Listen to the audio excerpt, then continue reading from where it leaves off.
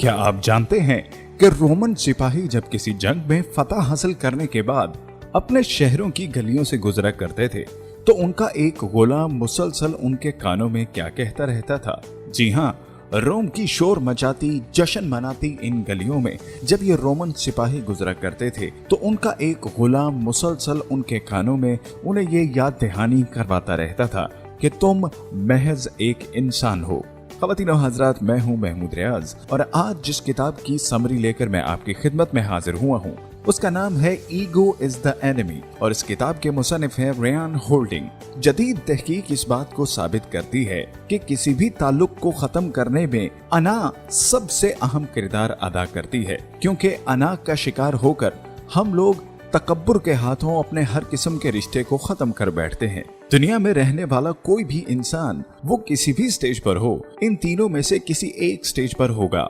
या वो एस्पायर कर रहा होगा, या वो सक्सेस के दहाने पर होगा, या फिर फेलियर में मुब्तला होगा। और ये तीनों स्टेज हमारे रास्ते में आकर ही रहेंगे। एस्पायर का मतलब है कि हम कुछ करने के रास्ते पर हों। सक्सेस मतलब जो हमने चाहा वो हासिल कर लिया हो।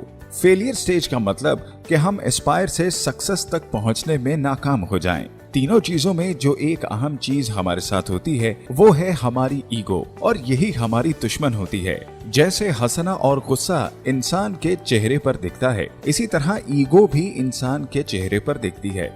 आज तक जितने भी लोग जनरली अपने काम के दम पर वर्ल्ड फेमस हुए हैं, अगर आप उनको देखें तो वो कॉन्फिडेंट जरूर होंगे लेकिन कभी भी ईगोइस्टिक नहीं होंगे। कॉन्फिडेंस और ईगो में बहुत बड़ा फर्क है। हम इस ईगो को कुछ टेक्निक के जरिए कंट्रोल कर सकते हैं जिससे वो हमारे रास्ते में ना आए, हम जो चाहे अचीव कर पाएं। सबसे पहली स्टेज है एस्पायर करने की।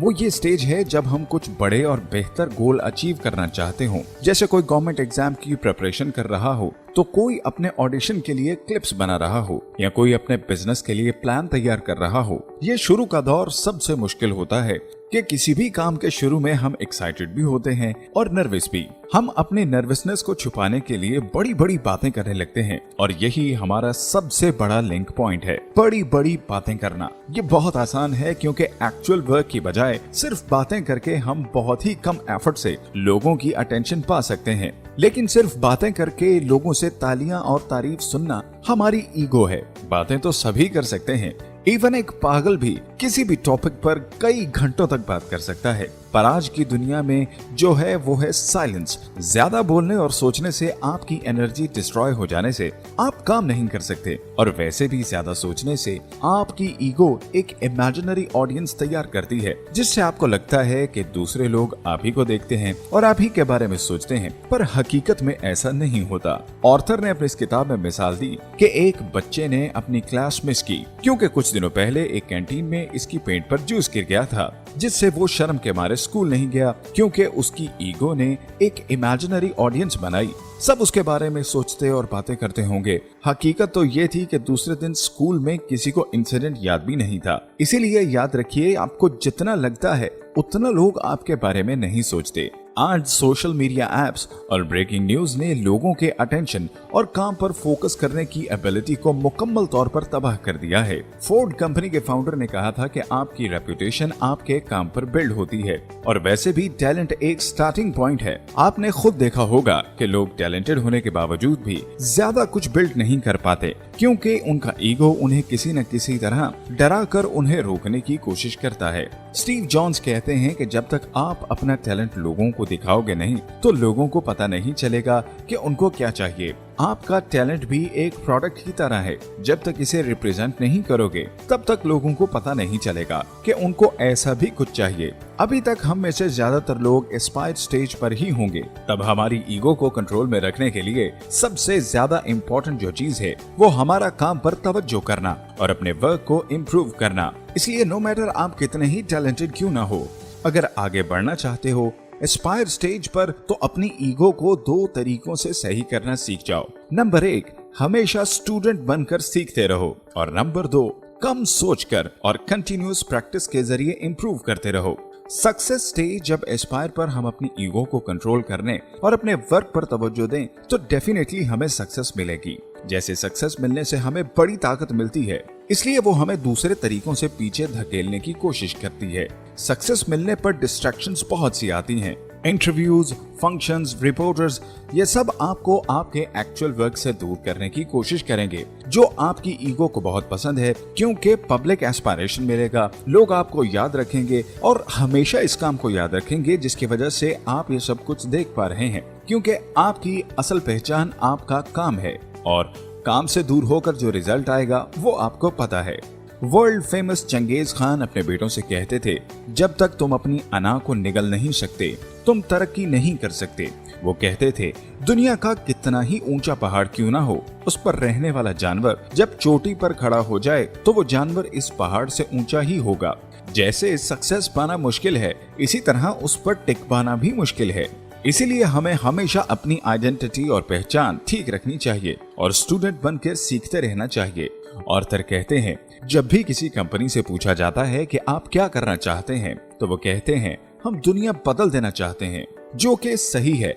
कुछ कंपनीज ने दुनिया बदली है, जैसा कि YouTube टीवी को रिप्लेस करने के लिए नहीं बल्कि सिर्फ फनी क्लिप्स दिखाए जाने के लिए बनाया था, पर आज उनका स्कोप है और वो सही विजन रखने की वजह से है। आज वो दुनिया की बेस्ट वीडियो सेलिंग कंपनी बन गई है। अब बड़े ख्वाब देखें और उनको पूरा करने का सोचें। इसके बारे में सही इंफॉर्मेशन रखकर उसके लिए कोशिश करें, वो ख्वाब नहीं हकीकत बन जाएगा। अपनी पहचान को छोटा रखने का मतलब ये है कि अपने आप को बढ़ा चढ़ा कर शो न करना। अगर आप किसी कंपनी में रिसेप्शनिस्ट हैं और कोई आपसे पूछो कि आप क्या हैं, तो आप ये ना बोलो एडमिनिस्ट्रेटिव सपोर्टर ऑफिसर, आप साफ बोलो कि मैं एक रिसेप्शनिस्ट हूँ। ऐसा बोलकर आप दूसरों से सीख पाओगे और अपने वर्क को इम्प्रूव कर पाओगे। ह्यू गैन एक फिलोसोफर हैं जो कहते थे, अपने आप से मास्टर तुम सही बनोगे।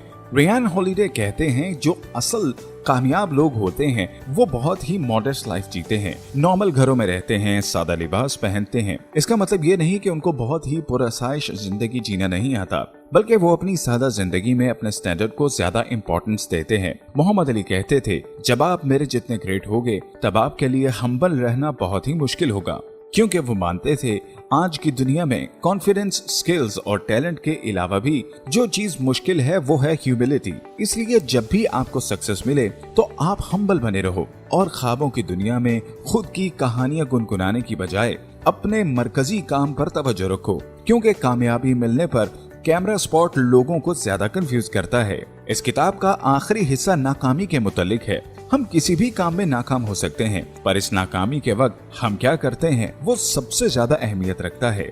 एक लड़के को 10 साल के लिए जेल में डाला गया क्योंकि उस पर स्मगलिंग, ड्रग्स और हथियारों की हेराफेरी जैसे इल्जाम थे। वो ना तो किसी को मारने से डरता था, ना खुद मरने से डरता था। जब इसको जेल में डाला गया तो उसने आम कैदियों की बजाय जेल में ही कुछ सीखना शुरू किया, क्योंकि वो चाहे कुछ भी कर ले वहाँ से निकल पाने वाला नहीं था। इसलिए उसने समझदारी से जो कर सकता था किया। उसने जेल की लाइब्रेरी में तारीख, मजहब और फलसफे के ऊपर काफी किताबें पढ़ी। उसने तो डिक्शनरी भी अपने हाथ से लिखना शुरू कर दी, जिससे उसने कई सारे नए अल्फाज सीखे। और जब तक वो जेल में रहा उसने रीडिंग के जरिए कुछ न कुछ सीखा। इस तरह वो लड़का आगे जाकर सोशल एक्टिविस्ट बना और आज अमेरिका में, जिसे लोग बाद में मैल्कम मैक्स के नाम से जानते हैं, इस तरह वो लड़का आगे जाकर सोशल एक्टिविस्ट बना, जिसे बाद में लोग मैल्कम एक्स के नाम से जानते हैं, जो कई साल अमेरिका में ह्यूमन राइट्स के लिए लड़े थे। हमारी जिंदगी में 2 तरह का वक्त रहता है, अ लाइफ टाइम यानी जब आप कुछ सीखते हो, और दूसरा वक्त जब आप दूसरों पर इल्जाम लगाते हो और कुछ किए बिना लक के भरोसे बैठे रहते हो। मैल्कम एक्स ने जेल में गुजारे हर वक्त को कुछ सीखने में गुजारा। ऑर्थर कहते हैं कि हमें अपना एक मकसद बनाना चाहिए, एक गोल बनाना चाहिए और उस पर मेहनत करते रहना चाहिए, तब हम जरूर कामयाब होंगे। क्योंकि रियान हॉलिडे का मानना है कि कुछ खिलाड़ी ऐसे भी होते हैं जो अपना बेस्ट परफॉर्मेंस देने के बाद भी लोगों की तालियों का इंतजार नहीं करते, क्योंकि ये तालियां स्टेडियम में खेलने के लिए नहीं, बल्कि जब सब लोग मजे कर रहे थे तब लोगों की एप्रिसिएशन की परवाह किए बगैर अकेले की गई प्रैक्टिस से आई है। रियान हॉलिडे इसको सेहन साफ करने से जोड़ते हैं, यानी एक दफा सेहन साफ करने से वो साफ नहीं रहता, इस पर रोज गंदगी आएगी, इसलिए उसको साफ रखने के लिए उसको रोजाना ही साफ करना पड़ेगा। वही चीज आपको अपने टैलेंट के साथ करना पड़ता है कि बार बार इस पर आपको कुछ न कुछ करना है ताकि कुछ न कुछ हासिल होता रहे। अगर आप एक चीज को बार बार साफ नहीं करोगे तो उसमें जंग लग जाएगा। दोस्तों, आज की इस किताब में हमने ये जाना कि ईगो किस तरह से हमारी दुश्मन है और इससे निपटने के लिए हम लोग क्या तरीके इख्तियार कर सकते हैं। अगर आपको हमारी आज की ये वीडियो पसंद आई, हमारे चैनल को सब्सक्राइब कीजिए, वीडियो को लाइक कीजिए और बेल के बटन को जरूर दबा दें ताकि हमारी आने वाली सभी वीडियोस आप तक बर वक्त पहुंच सकें।